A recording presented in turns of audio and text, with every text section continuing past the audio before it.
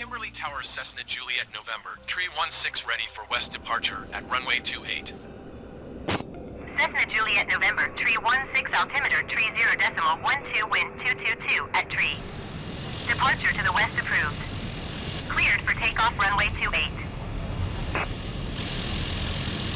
Cleared for takeoff runway 28 Cessna, tree 16. All right, welcome back.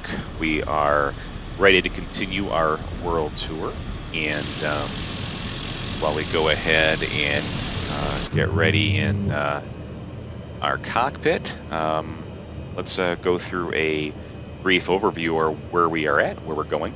So last we landed in Kimberley, and we saw some cool things in the area. In fact, even an unexpected surprise on our flyover. Go check out the last video in case maybe you didn't see it. But this the big giant hole is actually an old diamond mine. Didn't even know it was there, but we got a pretty cool flyover of that as well too.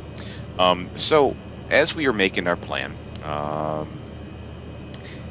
we were going to go ahead and check out this the sea of sand here, the sand sea. This expansive desert is quite large and quite fascinating, and I really want to do a nice long flyover of that. I was looking in different areas of Africa that we can visit on our way out, and a lot of our path is going to take us along this coast before we make our jump to Madagascar. We're going to head over to Cape Town. There's some great national parks along the way. There's this Golden Mile Beach and this stretch of beautiful garden coastline, and we're actually going to stop by in one of our sponsored children's neighborhood to pay them a visit before we go visit some last-minute national parks as we continue to Madagascar. However, on our way, this is a bit long of a flight. We certainly could make it, but we decided that we did not want to pass up this opportunity to go visit this particular national park. It looks fantastic, and looks like there's a lot of amazing wildlife to see here.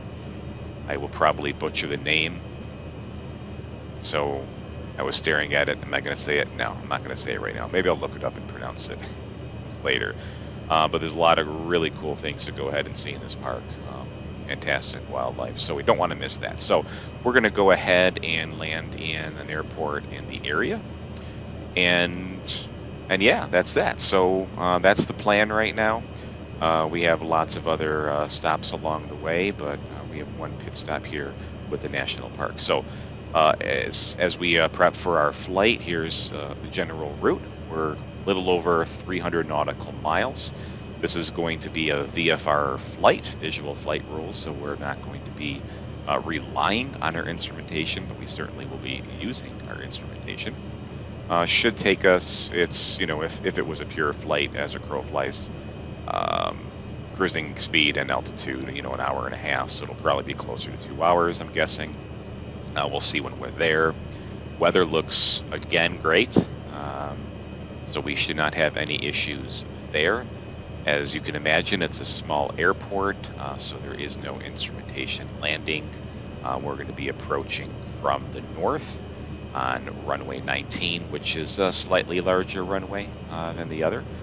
So we're going to go ahead and take that. It's going to be a dirt runway, so not sure exactly how visible it will be from the air, but we'll obviously see shortly.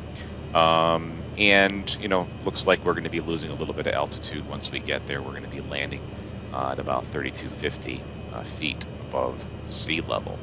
So that's the plan. And let's get back in the cockpit, and we'll go ahead and get going. All right, so I'm going to get the plane ready to fly, and we'll come on back. All right, so we are all set to get up in the air, and let's get going. Here we go.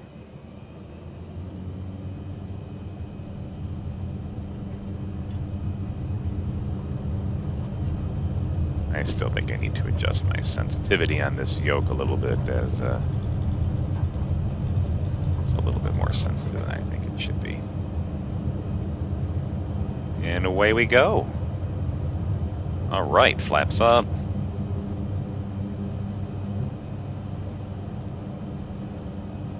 Fantastic. Out our before we leave here, you'll see out our Cessna 316, continue for west departure.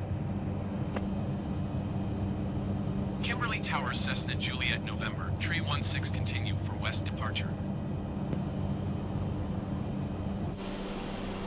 All right, you'll see out our north here. We're leaving downtown Kimberley. You can see the lake, the dam back over there. Some of the taller buildings downtown. As we make our way across, we're going to go ahead and actually keep our altitude about 6,500 feet, which should be placing us, you know, maybe around 2,500 feet off the ground. So I think it'll be a nice, good visual for us to enjoy. So let me get the plane up to cruising altitude. Let's get our power situated, and then maybe we'll just come back and enjoy a little bit of the view. I think this is going to be a bit more shorter of a video since we don't have as much to look along the way. But we are flying together, so I do want you to enjoy what we can see. All right. We'll tune in shortly. All right, welcome back. We are actually just cruising and making our way northwest. As you can, well, let me zoom in here for you so you can see a little bit better. We are making our way to our airport destination. We're flying GPS. That's what the purple represents here on the compass, as well as the lettering on the top. You'll see that it says distance 262 nautical miles about. That is very near our destination. I set in a custom waypoint a little bit north of the airport just so we can put ourselves in a nice approach for landing. So that's guiding us to that. So it's not much further than that as our destination. And over here you can see the upper right purple. It goes up and down a little bit as it adjusts, but that's our estimated time before we actually reach that waypoint. So we're looking at about 104 minutes, right? So a little over an hour and a half. And again, it's not much further than that. But this is most of the flight here. But again, I just thought I would, you know, show you a little bit more about why I like flying a Cessna 208 Grand Caravan. It's this, and if you've never been in the cockpit of some of these other jets, they're sleeker, they're faster, but you really don't have this visibility. And what I love is just watching as we fly, you know, being able to go ahead and look out the window as we pass over some of these beautiful areas of Africa. You know, we go from desert to lush forests, and these national parks range in diversity so much. There is just so much amazing wildlife here, and it's great to be able to see it. I mean, no doubt a jet will get you there quicker, but if you're like me and you want to enjoy the ride, this is really a perfect aircraft. And as you know, while not quite realistic, we do occasionally jump out on the wing a little bit, right? To get you a different view and a different perspective as we're flying, just to enjoy the geography, the features, and the beauty that our destinations have to offer. Even in a very simple, non-eventful flight that we're taking now, there is just a lot of beauty to behold. So yeah, we are leaving Kimberley and approaching our next destination, mainly to make a stop at that national park to enjoy maybe a safari tour, get some great pictures of the amazing wildlife that's here. Another reason I love flying the C208 is just the room that we have, right? As a family traveling, of course, we have more seats than we really need, but it allows us for space for all of us comfortably, for our pet hamster that loves to travel with us, as well as of course our luggage and our gear, because we're going to be on the air for quite a while. I don't know how long this journey is going to take us. We actually started in September. Certainly not filming this adventure, but we started this in September, and we're just enjoying every bit of it. So I don't know. Maybe it'll take us around a year, maybe less, maybe more. We'll see. As you'll see on my channel, we have other things that we do. If you're ever interested in me flying to a specific area for you, just hit me up, contact me, comment on this video, whatever, and maybe we can plug some custom flights for some of you who watch. As well as I fly for Platinum Airways. We are a virtual airline that does many flights and charters and military missions, humanitarian missions, lots of different purposes and stuff. So you'll capture a little bit of that as well too. It's always fascinating on the display as we go. So those are airport markers that you see coming up on the map. So if I go ahead and maybe bring you a little closer to those. So as you can see, we have 2 small airports coming up. We just passed one on the right. So there's a lot of these small airstrips on the way. Many of them are not easy to see because some of them are quite remote. So might be a little taste of what we're in store for when we reach our destination. But maybe we'll keep an eye out for maybe for these 2 as we try to pass by and see if we can see them. But yeah, that's why I fly the way I fly, why I fly the C208. Again, for those of you who might not have seen the aircraft, we get about 8 passengers in here, and lots of room. So yeah, it's pretty neat. So go see where we're at here. Yeah, I might tune in as we approach those small airports to see if we can get a visual, so you can kind of get an idea as we fly by some of these towns and places what to expect. So, trip continues.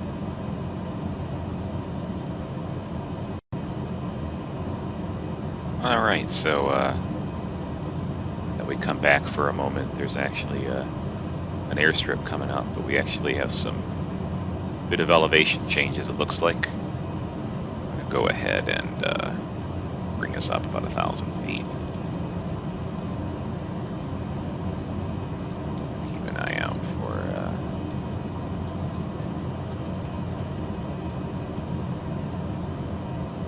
this airstrip. Oh, let's see. Maybe just over this rise, actually. Sorry, let's take our head out closer to the window there. It's so cool, isn't it? These rolling, lush hills. Oh.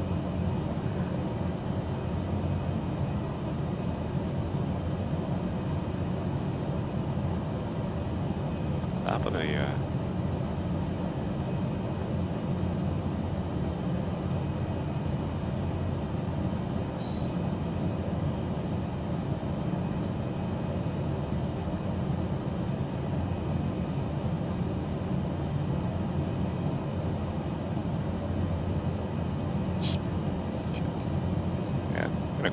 outside here real quick.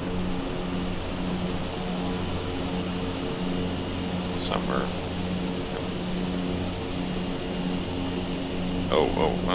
No, that looks like a road. Oh. As you can see, some of these are pretty remote airstrips. And, I mean, who knows, you might have seen it when we passed. I thought I might have saw something. It's really cool, isn't this? It's really cool geography. Just things you can't get driving. We have a small boat in our family that we like to enjoy. Water treatment plant looks like.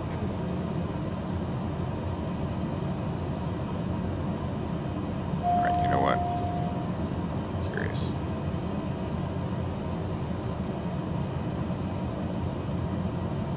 That is interesting. My first thought was like solar panels. Then I was like, well, I don't know, it was just bad rendering in the sim for property lines. As not water treatment plant, that's for sure. What's that?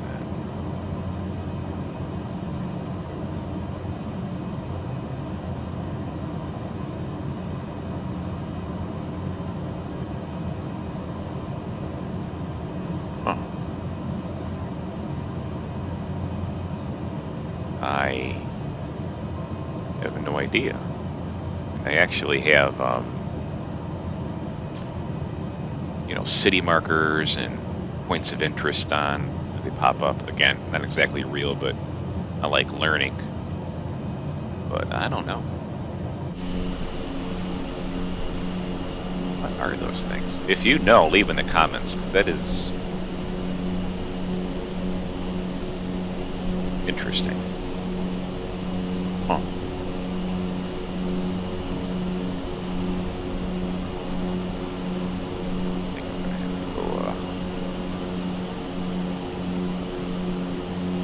This up. You know what? I think we're gonna find out while we fly. So I'm gonna go get us. I'm gonna go ahead and get the autopilot back on, get us on course, and you know, we all carry phones and satellite phones while we fly, right? So let me just do some research while we're flying, and I'm gonna come back to you on this. I'm curious. Alright, so check this out. So the airport that we couldn't find, I looked on the GPS in the Garmin G1000 on the plane and was able to look up the airport code, which put us to this area. And I'm just thinking, and we remember we were seeing this road over here, we were kind of flying over the hills. I'm thinking we just didn't see this, right? Because actually a little cool city over there. We got another one of those mines. Apparently giant holes in the ground are indicative of diamond mines. So that's really cool. So we could have flown over that. We didn't. However, what we did fly over was this. And in fact, it was a solar farm. So that's kind of neat. So that was a really big solar farm. So yeah, that's why I enjoy doing what we do here. So, anyways, so I'm going to continue on the flight. Yeah, obviously, you can imagine we still got quite a bit of time here. We got, you know, a good 88 minutes, still, you know, over an hour and a half. As I said, I thought it was going to be close to probably about a 2-hour flight, but I did back off the throttle a little bit as I'm watching my fuel consumption. So I'm going to just continue enjoying the views that the Cessna C208 gives us as we continue making our way. If I see anything else, drop you back in. That was kind of cool. Unexpected. Cool. So sorry, I didn't finish my story. I started mentioning something about my boat, and then I got distracted by the ye old giant solar farm. I was just saying that, you know, you just get these great views when you're flying, and I was kind of equating it to how I feel on the boat sometimes. Is, you know, it's just a different perspective, right? When you're on the water and you're looking at things from shore, or, you know, from the water to shore, it's just a perspective that you can't get otherwise. And likewise, flying. much as you can explore on the ground, there's just something about seeing it from above. Now, of course, you want to get down there and walk around and touch with your hands and smell the amazing aromas of whatever, or maybe sometimes it's not so amazing, but you just want to experience it. So you can't not do that either. So it's just a really cool mix, right? Being able to do this, and it's just fun to do it together as well too as we explore. So yeah, that's all I was saying, is that just like a boat gives you a different perspective, so does a plane, and I'm sure so does a space shuttle or space station as you're flying around the planet. So there's all different types of perspectives, and it's really neat to experience it like this. So that's all I was saying. So we'll continue flying. All right, folks, welcome back. We are getting closer to our destinations, or destination rather. One thing I wanted to break and show you before we got too close is this region. So I noticed on the satellite,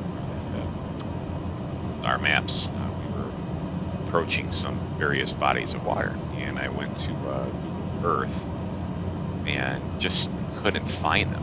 There was no water there, so I was really kind of confused. I went to map, and I was having similar struggles.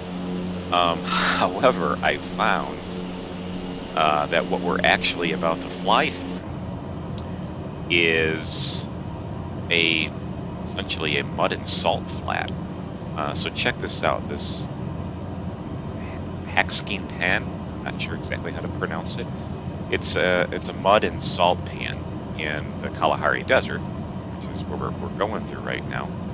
And so it apparently, after certain rainfall, goes ahead and fills up with water. So pretty cool, right? And really fascinating. However, because it is a salt flat, you get some people that come out here to try to do the land speed records, those crazy rocket cars.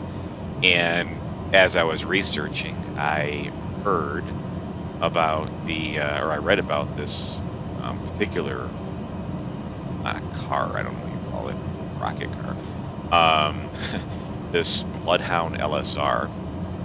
I guess LSR is probably a land speed record. Anyways, there was this team that was going to go out here because they wanted to break the 1,000-mile-per-hour barrier, and it was said that it could perform at that level. They were going to come out here. They couldn't be in some other salt flats because of issues they were having. So they locked up, and they were set to do this in 2020. Does 2020 ring a bell? Anybody? So I quickly went here and talk about a sad story. So what happened was, because of COVID, it stalled kind of their progress in funding. And in 2021, the vehicle was offered for sale. It's like, I feel bad for them. I mean, I can't imagine how long they were waiting to get to this moment. But nonetheless, that's what we're flying. Cool little story. So yeah. So that's where we're at. That's what we're flying over. And could have been a 1,000-mile-an-hour rocket car record here, but that project was canned. That's unfortunate. Anyways, just thought I'd share and bring you in for that little tidbit. All right, folks. All right, so welcome back, folks. We're going to go ahead and we're approaching final here. Just get the plane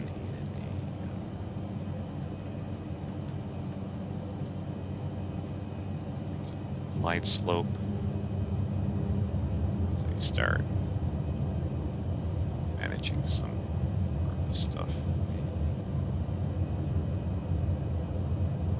So,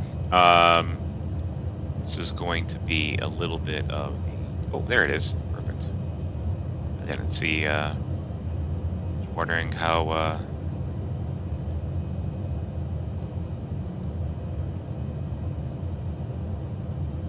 easy that was going to be to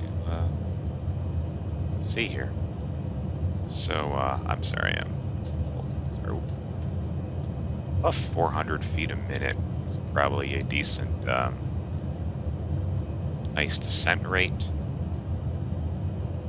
And what I'm doing is just having the computer take that over a little bit.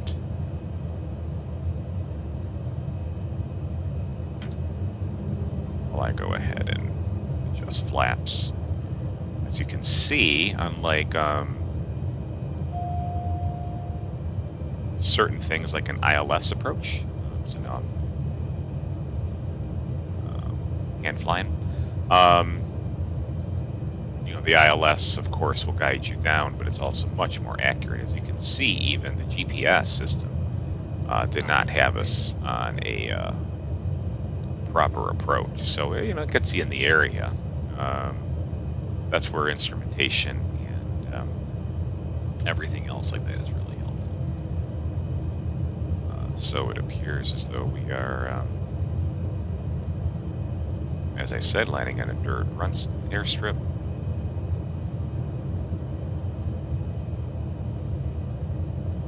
And I don't know if my numbers were a bit miscalculated on the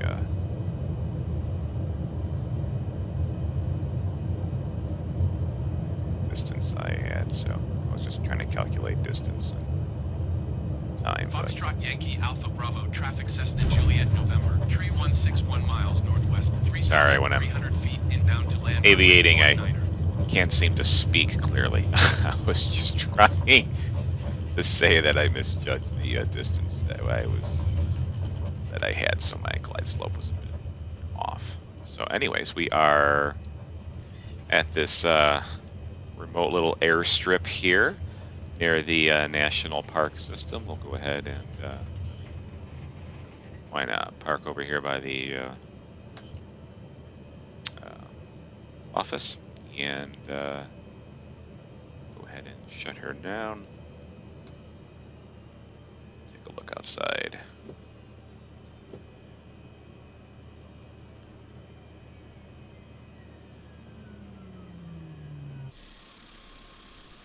So yeah, here we are. Not far from the national park itself, and it's actually north of us. So getting my bearings straight. Sorry. So the aircraft is pointed mostly east, so to our left.